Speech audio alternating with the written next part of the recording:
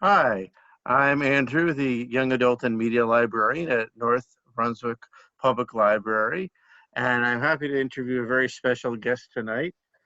Today we have, or today, depending on what time of day you're watching this, we have Richard Masso.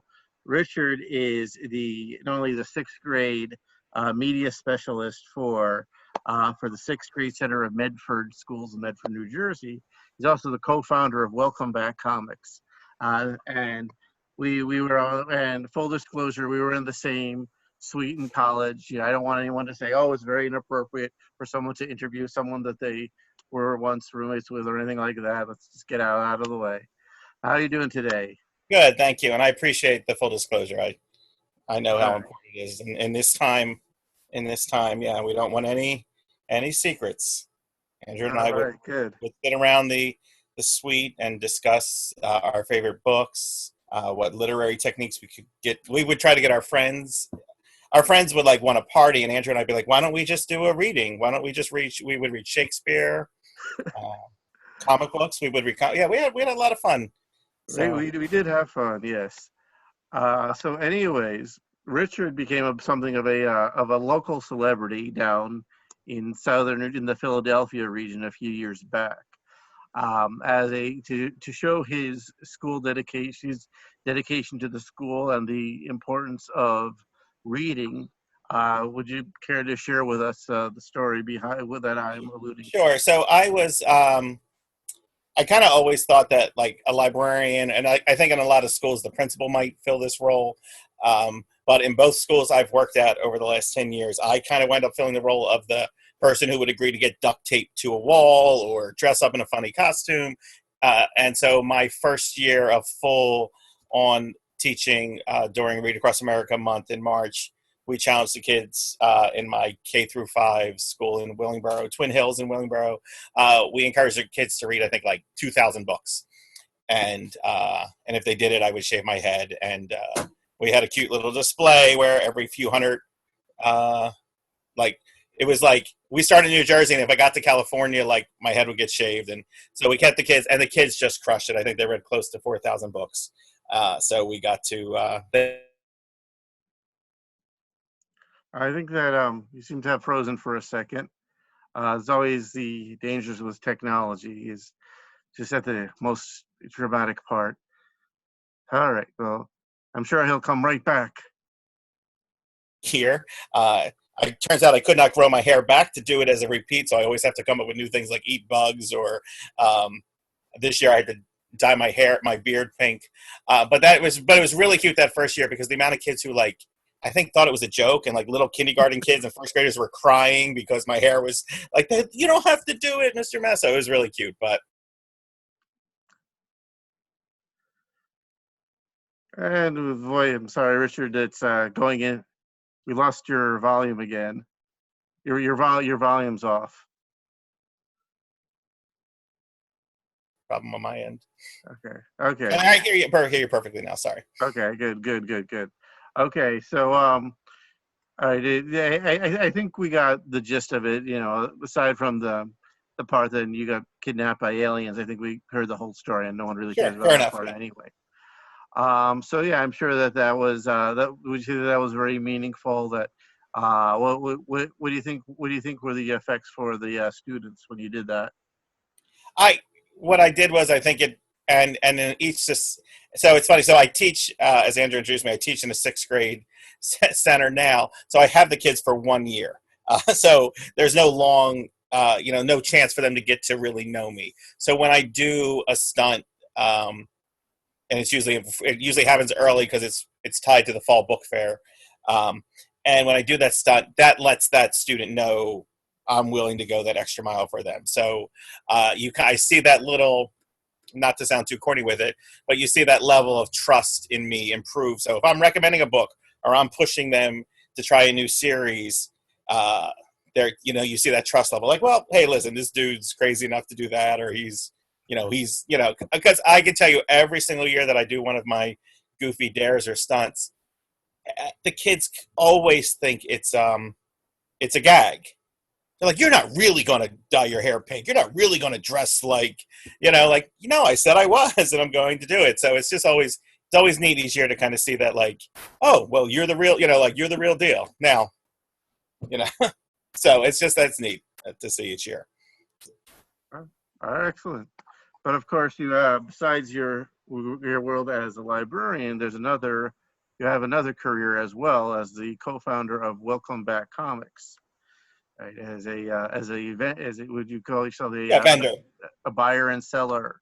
A buyer and seller of used comics. So it's funny because usually when I would tell a new coworker or a person on the street, like, oh, I sell comic books at conventions, they usually think it's like I made up a comic book, like, and so then I'm like, no, I buy people's collections, I alphabetize books, and I basically do everything a librarian does, except in comic book form, take them to a big convention with our friend David, who was also in college with us, and we sell. So it's kind of this neat, like, I never have a break from books, so except I've had a weird break for about since about March.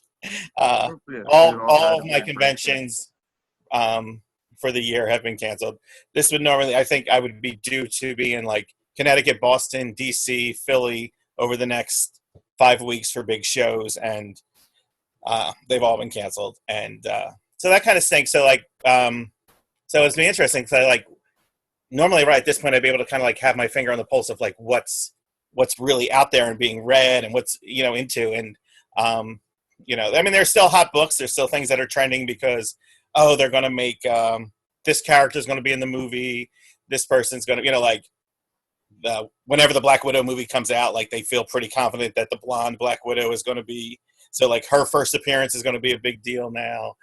There's a bunch of things. That was the Inhumans Marvel Knights miniseries. But I think. Yes. Mm-hmm. Yeah. That was I think I probably sold that to you. Yeah, probably yes. All the things. That's a shame.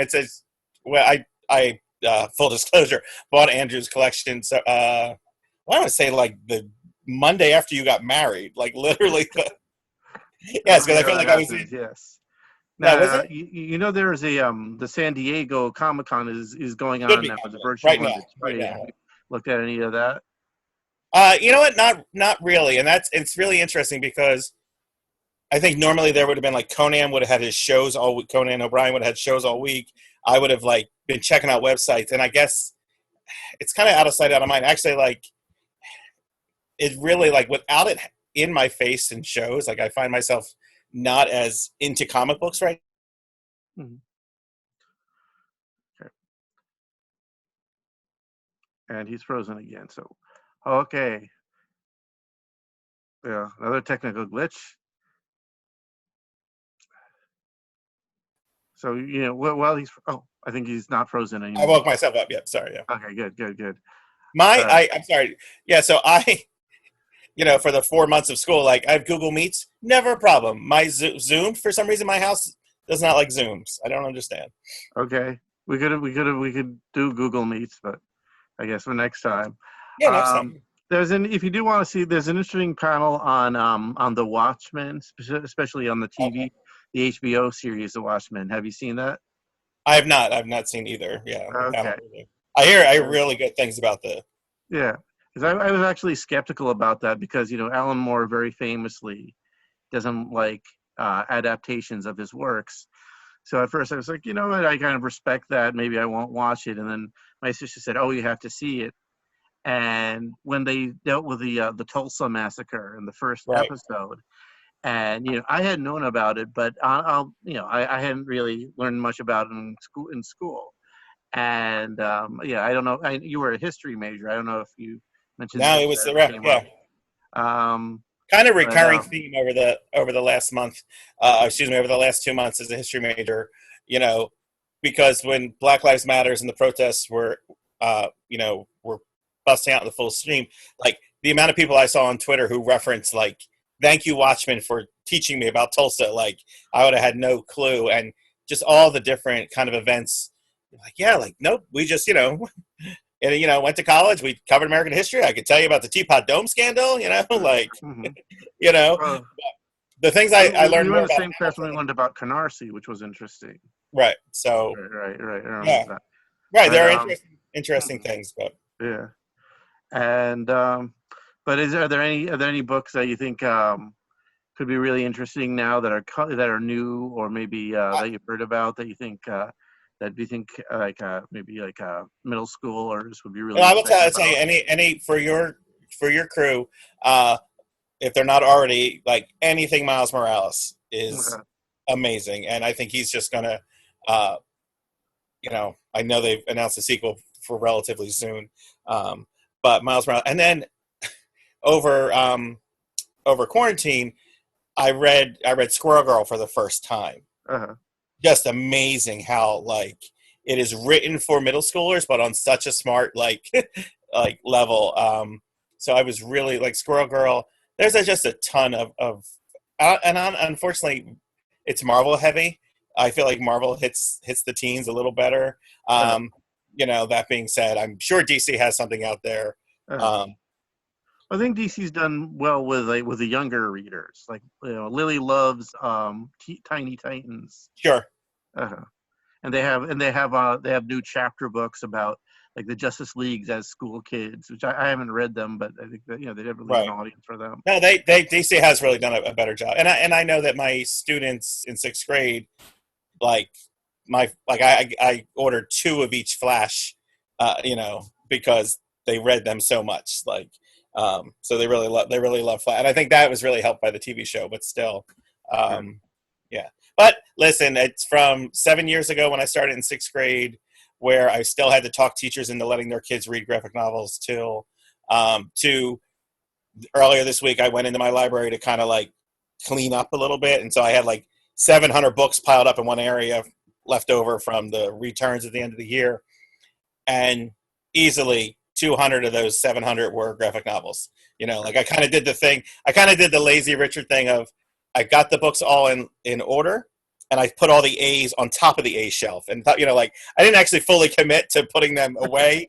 So if you go to my library right now, you'll see piles of books on where they're close to where they're supposed to be, and the graphic novels are their own GN section in my library. So that's just, it's a huge mess because they're just, I'm gonna have probably a whole day of just organizing them. But yeah, it's like, yeah, nope, like the kids just like they get it, and I love now that teachers fully endorse them, but they see that it's been a big pet peeve of mine from the beginning, where coming in as both a comic book person and a librarian, and those first few years of being like, nope, they can't read that. They can't. No, that's not what they can do with their project on. And I'm like, okay, but and then like to have to sit down and talk to them, like, hey, you know how this whole page describes how the house looks? Like in a comic book, they just drew the picture. Like the kid sees that the house looks dilapidated and broken down. They didn't have to take a whole page to read that. Like the kid can grasp that, oh, the character here is in a poor house. Like it's just and I've the few teachers who've let themselves kind of embrace that and understand that. I think a lot of the old school teachers are locked in the idea of like a floppy 30-page comic book, and like no, there's thick graphic novels, there's so it's a and then what Raina Telgemeier has done for getting girls into graphic novels Right. is Yeah. just, yeah, she deserves her own or other than her hard to pronounce last name, yeah, her name should be on an award one day for kicking butt on that one. So I'm sure that there will be. I mean, she just was a big winner with the Eisners this week, right, actually. Yeah. So. that night I just recently too like read Jerry Craft's New Kid, and I was just like, yep, this is what and that's what I'm saying. Like I will go to war with with a teacher who tells a kid they can't do a project on this book. Like this has like just so Well, one of the nice things about in in the town where I work, the schools have a suggested reading list. So I was okay, happy to see that the middle schools particularly had some good graphic novels like Roller Girl there, right, and it was a really I think it's good to have variety. I think it's by all means don't read just graphic novels. Read get a good variety, and I think is really good as well. For adults as well as kids. right, and that's the thing, and I think I was I'm spending way too much time on social media, but I read a tweet today that was very much pro audiobook. And because again, I know that like when the spring, when we were figuring out what to do during the quarantine, and we couldn't hand kids physical books, and we're like, what do we do? And they're like, well, that book's available as an audiobook. And I know a lot of teachers and principals were like, oh, but an audiobook's not the same thing, and I was like, well, but it is. And yes, maybe they don't, at least they'll be able to focus on the comprehension part. And then, and that's the thing, like we don't take the kids and sit down with a book and say, read me the words. Oh, great. You pronounced them all right. You did a good job. We kind of grade their comprehension and what they got out of the story. So whether they read it on a paper or they read it on a Kindle or they listened to it, like we still having them write their paper based on their interpretation of the book. So that's something I can see kind of fighting more for. Just, but sorry, I started saying all that because you were talking about a mix, and it's like, yeah, like, but there needs to be that mix, because at the end of the day, you're good, and that's where I figured, like, because I would always be like, I have such a great vocabulary because of comic books. I have such a great this because of comic books. I know so many different interesting things, Oh, hey, here, Richard, here's a 200-page book. Read it for your college class. And I was like, what?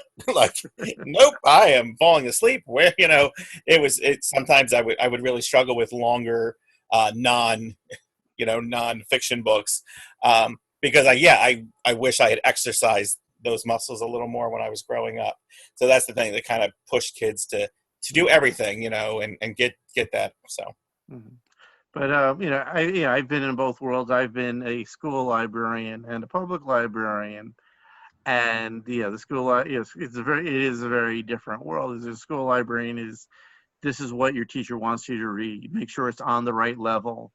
Right. And the public librarian is like, figure out what your level is. It's figure out what's too hard for you to enjoy, and maybe you don't have to understand every word to actually enjoy a book.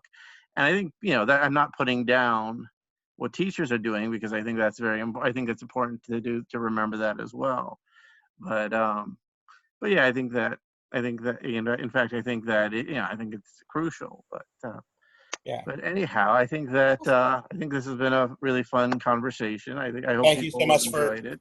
Yeah, thank you so much for anything being you want to add, or no, I think you really just nailed it there too at the end. And that's as we move forward into September and figuring out all this stuff with what's looking like. Yeah, like it was funny, my principal just said to me, well, what are public libraries doing? It's like, oh, I think they're all different. They're all finding their way. And I think that's a really important that we all just get books into kids, adults, everyone's hands, which by whatever medium, to kind of keep them linked in, because as you know with your young daughter, what she's missing out on the last 4 months, what she'll potentially miss out on in September, even if she goes to school part-time, if books can be that constant, like reading for enjoyability. And that's the thing. And I want to kind of like I was trying to figure out like in my library, I have a no limit policy. So kids will have 7-8 books out at a time. I was like, I don't know if I should do that, because who knows if, how many books we might lose if they take them home. And then there's a part of me that's like, man, if the kids can have books to read for, I don't want to take away from that kid who would really benefit from that. So it'll be interesting to see where September sees us. So, but thanks so much for having me, and I look forward. My pleasure. Thanks for agreeing to do this. No problem. All right. Have a good one. Good luck. All right, you too. All right.